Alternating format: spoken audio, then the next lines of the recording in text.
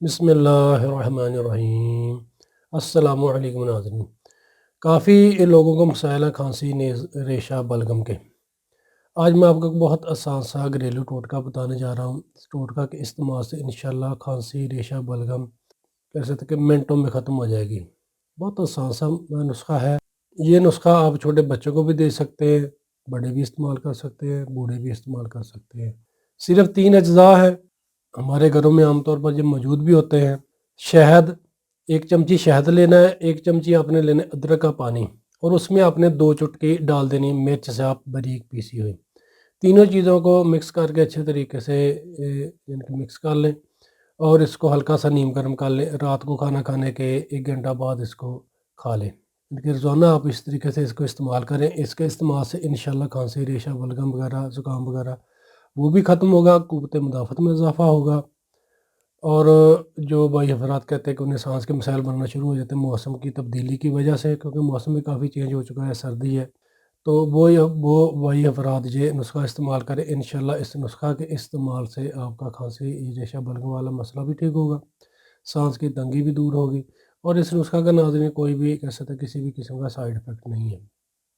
اس کا آپ استعمال کریے۔ چھوٹے بچے ہیں، چھوٹے بچوں کو آپ یعنی کہ عمر کے حساب سے چائے والی آدھی چمچ کا تیسرا حصہ، یعنی کہ 2 سال سے جو چھوٹے بچے ہیں، چائے والی چمچ کا تیسرا حصہ شہد، اور اسی طریقے سے ادرک کا پانی، چائے والی چمچ کا تیسرا حصہ، اور 1 چٹکی اس میں مرچ سے آپ باریک پیسے مکس کر کے چھوٹے بچوں کو رات کو چٹا دیں۔ اسی طریقے سے آپ چھوٹے بچوں کو بھی کھلائیں، بڑے ہیں جو وہ 1 چمچ کر کے استعمال کر لیں۔